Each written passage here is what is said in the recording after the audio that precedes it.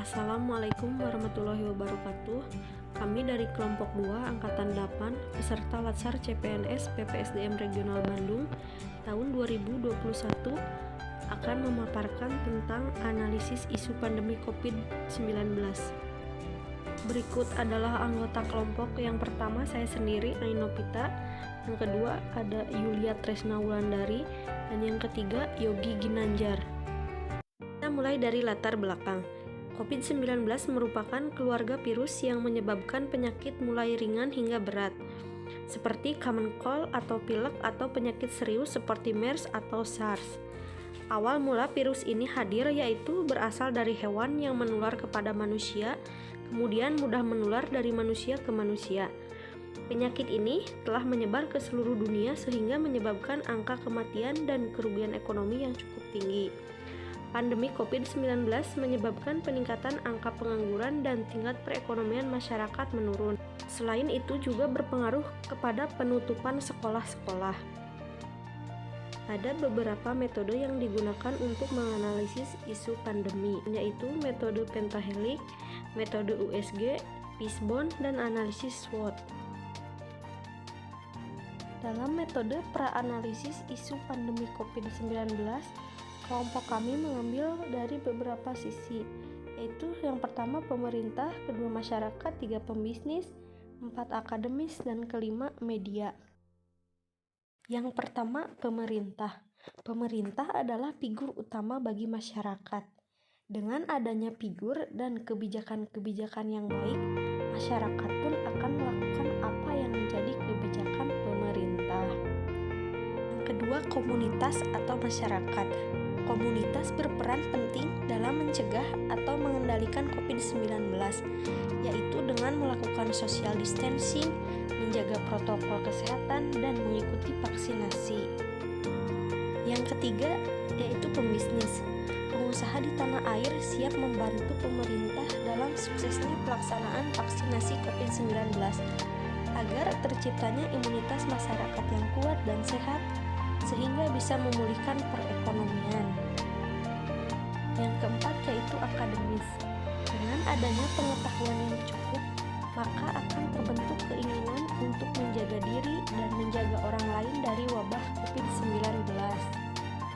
Yang kelima media. Dengan media, berita atau informasi yang baik ataupun yang buruk dapat dengan mudah tersampaikan.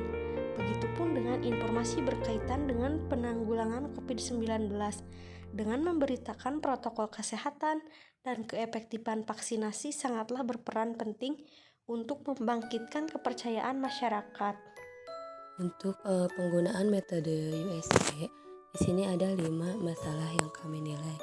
Yang pertama yaitu tingginya kasus aktif COVID-19, urgensinya 5, seriousness-nya 5, grow-nya 5, totalnya 15.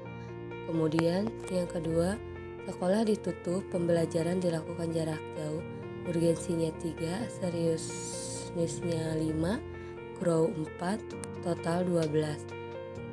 Ekonomi masyarakat semakin sulit, urgensinya 4, seriousness-nya 5, grow-nya 4, jumlahnya 13. Rendahnya kepercayaan masyarakat terhadap vaksinasi, urgensinya 4, seriousness-nya 4, grow-nya 3, total 11. Kemudian masyarakat abai protokol kesehatan, urgensinya 4, seriousness 5, grow 5, totalnya 14. Kemudian metode yang digunakan yaitu metode Fishbone. Metode Fishbone ini kita bisa mencari masalah sampai akarnya. Kita mencari akar masalah ya di sini. Masalah yang diangkat yaitu tingginya angka kasus aktif COVID-19. Ada beberapa faktor yang mempengaruhinya. Faktor yang pertama yaitu dari main itu faktor dari manusia sendiri ya. Yang pertama karena keterlambatan masyarakat melapor gejala. Banyak masyarakat yang lambat untuk melaporkan gejala yang dirasakan. Kemudian kesadaran masyarakat tentang penerapan protokol kesehatan masih rendah. Ya, banyak masyarakat yang tidak mematuhi protokol kesehatan, tidak memakai masker di tempat umum. Kemudian masih ada masyarakat yang tidak percaya dengan COVID. Mereka menganggap seolah-olah sebetulnya COVID itu tidak ada. Kemudian dari faktor money, yaitu anggaran penanggulangan COVID masih sangat minim ya. Mungkin karena di semua daerah sedang marak COVID sehingga anggarannya dibagi-bagi. Kemudian dari faktor mesain, masih fasilitas isoman itu masih sangat minim. Apalagi di waktu dekat ini ya, kasus COVID meningkat sehingga banyak tempat isolasi yang penuh. Nah, ini harus jadi perhatian, harus ada penambahan untuk tempat isolasi. Kemudian dari faktor material, banyak info hoax seputar COVID. Kemudian terbatasnya pemeriksaan massal.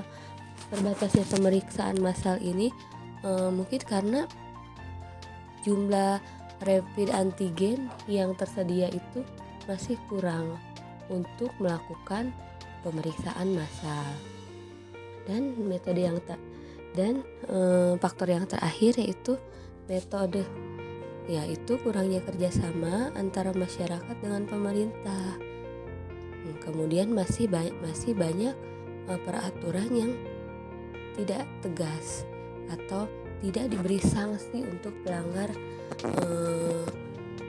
yang tidak mematuhi protokol kesehatan. Pada analisa SWOT, yang pertama yaitu S, kekuatan.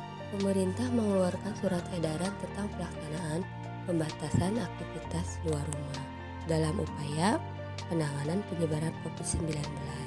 Kemudian diadakannya pelaksanaan vaksinasi. Untuk kelemahannya, weakness, penegakan aturan yang tebang pilih. Kadang aturan untuk orang-orang yang berpuasa bisa dilonggarkan seperti itu. Kemudian tidak ada sanksi yang jelas. Nah, di sini tidak ada sanksi yang jelas untuk mereka yang melanggar protokol kesehatan.